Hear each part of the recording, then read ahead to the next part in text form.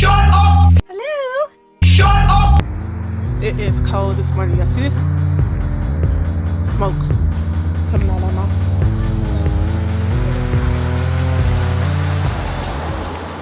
But while I walk them back from school, well, they walking to school, but on the way back, I will give y'all Xavier's birth story. Oh yes, this is better. Lots of sunlight. Okay, so now the story of Xavier. Normal pregnancy, like always. Somewhere towards the end of my pregnancy, maybe the middle. I was told I was having a boy first off. In the beginning of my third trimester, I was asked did I want to try VBAC, vaginal birth after C-section, and or did I want to have them schedule me a routine C-section, and I went with routine C-section. I was still young, still scared of pushing the baby out, don't know what it was like, and I was also impatient. I knew my baby was not going to come early or none of that, and if I had a routine C-section, they would schedule me before my due date to have a baby. So that's what I did. My due date for Xavier was October 20th. They scheduled my C-section for October 17th. And of course, no signs of labor. So I went, reported in like I was supposed to, prep me from surgery and stuff like that.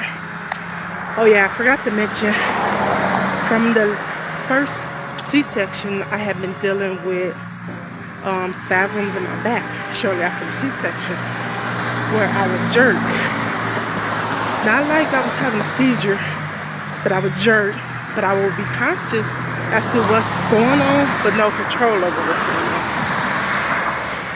And it went away when Mama turned like 6 months.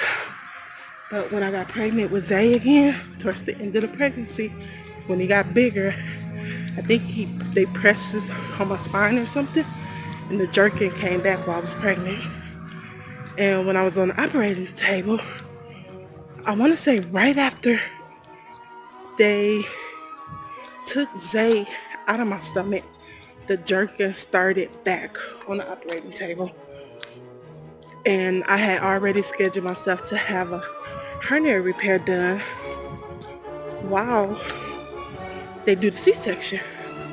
So they took the baby out and they sewed the C-section cut up, and then they cut from my belly button up to my sternum, just about sternum, somewhere up in there.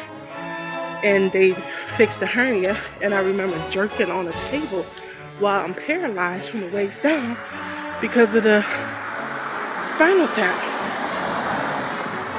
And they asked what's wrong, and then they gave me medicine.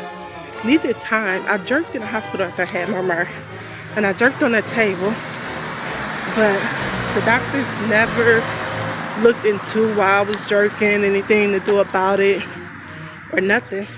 So I ended up finding out maybe a few years ago that that jerking that I did had a name, and it's stress is what causes it. Okay, so the sun is on the other side.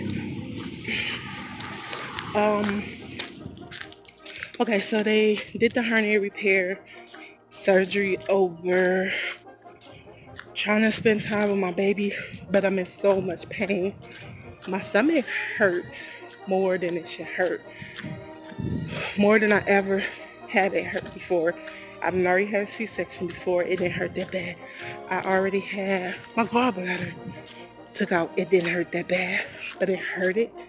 It was tender to the touch, the skin was tender. It was swelling up, it had swollen all the way around my back. And doctors and nurses kept bringing different doctors and nurses in there to look at it. And the first thing they did when they came in there is kept touching my stomach. I kept saying, don't touch my stomach. They wasn't going to fix the problem. All they was doing was causing more pain. I mean, on the scale of 1 to 10, The pain was 100. I thought I was gonna die. And I told my mom to take care of my kids. That's how bad the pain was. The pain was so bad I didn't even want to fight for my life. I just wanted the pain over. But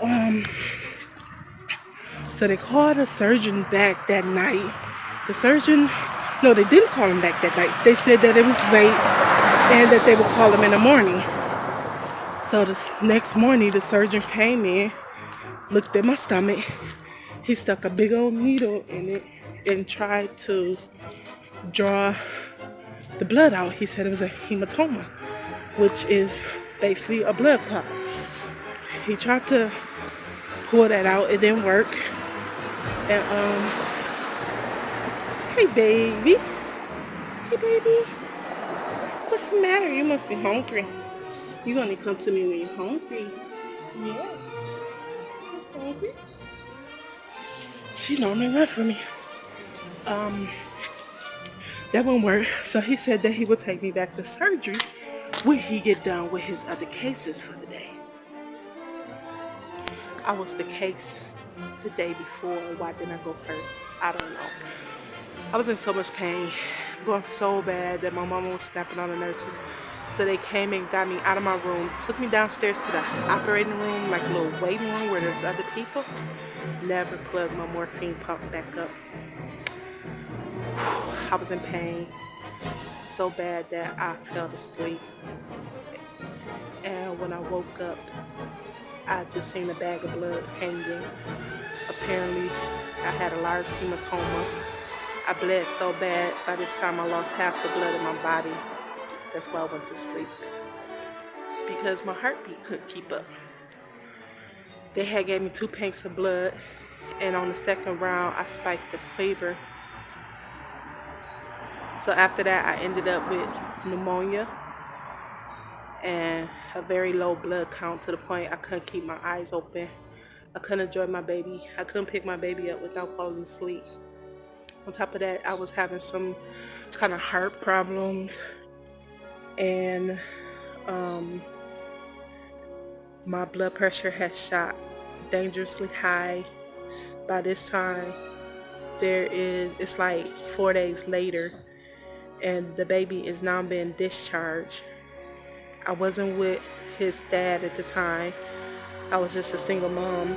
So a CPS worker came in to talk to me because they was trying to put my newborn in foster care because the newborn was getting discharged and I wasn't well enough to go home. So I just kept saying, I'm good, I can go home. They said, no, your blood low. I was refusing to get another pint of blood. So they worked out. My mom ended up having to take off of work. They were sending the baby home. They didn't want the baby in the hospital, but she had got it worked out by not taking no for an answer. She got a hold to a supervisor. She was able to keep the baby in the hospital room and stay the night with me.